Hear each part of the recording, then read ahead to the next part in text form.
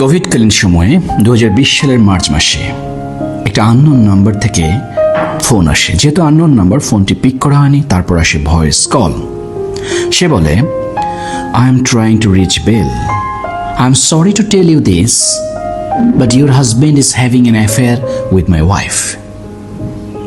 আর এভাবেই শুরু হয় stranger, a memoir of marriage, fictional স্মৃতিচারণামূলক এই নভেলটি। 2026 সালে পেঙ্গুইন র্যান্ডম হাউস থেকে প্রকাশিত বইটি লিখেছেন নিউ ইয়র্কের অত্যন্ত প্রথিতযশা, সম্ভ্রান্ত এবং Harvard trained lawyer Bell Burden. Bell Burden নিউ ইয়র্কের অত্যন্ত প্রিভিলেজ এবং রিচ ফ্যামিলির মেয়ে। তার বাবা হলিউডে কাজ করতেন, মা দাদিরা ছিলেন নামকরা ফ্যাশন আইকন, তার দাদা ছিলেন চিফ জাস্টিস, খুবই নামকরা। এই ফ্যামিলিতেও বেলের বাবা মার জীবনেও আসলে ডিভোর্সের ঘটনা ঘটেছিল। বেল হার্ভার্ড থেকে ল ট্রেনিং নিয়ে নিউ ইয়র্কে ল প্র্যাকটিস শুরু করেছিলেন এবং ভালোবেসে বিয়ে করেছিলেন হেস ফান্ড ম্যানেজার জেমসকে। জেমস ছিল অত্যন্ত কেয়ারিং, স্মার্ট এবং কাইন্ড। জেমস এবং বেল এই দম্পতির 3 সন্তান হয়েছিল। বেল লয়ারিং ছেড়ে সংসার করতে গিয়েছিলেন। তিনি 20 বছরের দাম্পত্য জীবনে 3 সন্তান নিয়ে ভিনিয়ার্ড আইল্যান্ডে অত্যন্ত সুখের সময় কাটাচ্ছিলেন এই দম্পতি। কিন্তু ওই একটি ফোন কল সবকিছু লন্ডভন্ড করে দিয়ে যায়। জেমস হঠাৎ করে শুরু করে নতুন এক প্রেম, বিউটিফুল, ইয়াঙ্গার, স্মার্ট ব্যাংকার এক মেয়ের সাথে। ওই ফোন কলের পরে সে তার এই সন্তান বেল সবকিছুকে ছেড়ে দিয়ে চলে যায়, ডিভোর্স করে দিয়ে যায় তার নতুন প্রেমিকার কাছে। 20 বছরের চেনা এই মানুষটি হঠাৎ করে সম্পূর্ণভাবে হয়ে যাওয়া চেনা, অদ্ভুতরে এবং স্ট্রেঞ্জার। এইদিকে ফরচুন, প্রপার্টি এবং জব এই সব কিছু ছেড়ে দিয়ে বেল নিজেকে ভাবতে থাকে উপেক্ষিত, অবহেলিত, অসহায়।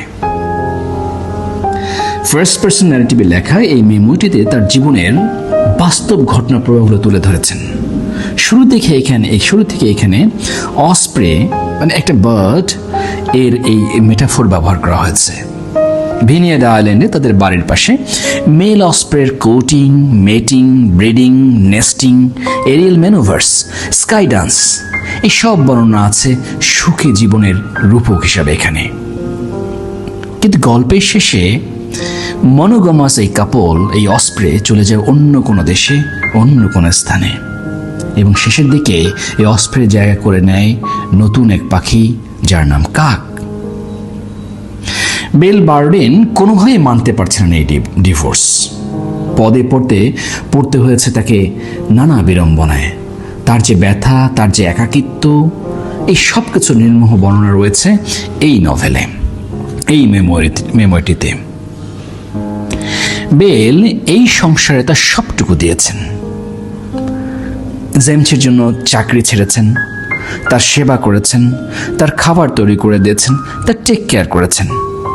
তার প্রতি বেলের ছিল দারুণ রকমের রেসপেক্ট। তার ডিগনি যাতে কোনোভাবেই কমে না যায় বা খাটো না হয় সেজন্য সর্বদাই সতর্ক থেকেছেন বেল। এমনকি বেল তার উত্তরাধিকার সূত্রে প্রাপ্ত সম্পত্তিও দিয়েছেন জেমসকে। কোনোদিন জেমসের কোনো ফাইন্যান্সিয়াল ক্যালকুলেশন করেননি বেল।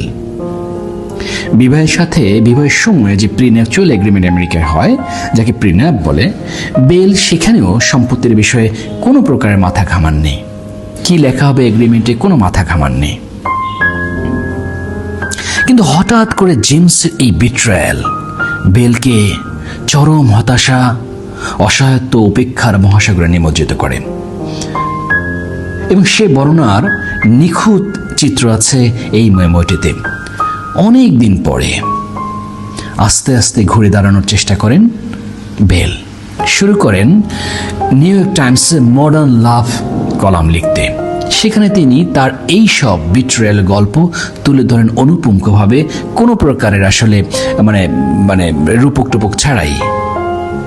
কিন্তু সেখানেও তিনি তির্যক মন্তব্যের শিকার হন। কেন তিনি ব্যক্তিগত প্রাইভেট ইস্যুকে পাবলিক করছেন? কেন তিনি সন্তানদের টেক কেয়ার করছেন না? তিনি অভিহিত হন অনেক পাঠকের মতে ব্যাড মাদার হিসেবে। অবশেষে তার পরিবার ও ঘনিষ্ঠ কিছু বন্ধু বান্ধবের সহায়তায় স্টুডেন্ট লাইফের তার যে সত্তা ছিল, লেখক সত্তা, সেই সত্তার বিকাশ ঘটান বেল বার্ডেন তার এই বইয়ে স্ট্রেঞ্জার আ মেমোয়ার অব ম্যারিস। বাস্তব ভিত্তিক এই বইটি একান্তই বেলের নিজস্ব গল্প।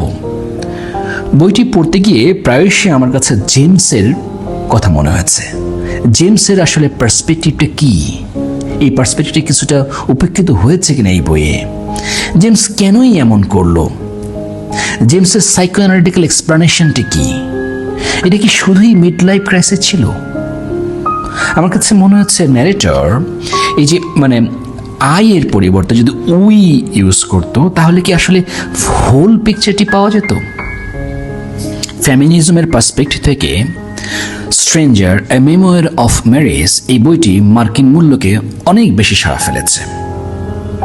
অনেক বড় বড় সুপারস্টার এবং সেলিব্রিটিরা এই বইটি নিয়ে অনেক ইতিবাচকভাবে কথা বলছেন, কিন্তু আমার কাছে মনে হচ্ছে যে দিন শেষে এটি একজন অ্যাবান্ডান্ট ডিভোর্সড মিড এজ নারীর মুভ অনের গল্প হিসেবে পরিগণিত হয়েছে।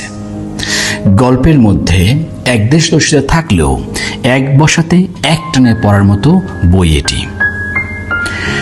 সাহিত্যের মানদণ্ডে এই বইটিতে যে বাস্তবিক plot, atmosphere, climax, narration, metaphor এবং বাস্তব ক্যারেক্টার্স, এই সবগুলোই অনেক বেশি রিলেটেড, অনেক বেশি লাইভলি হয়েছে।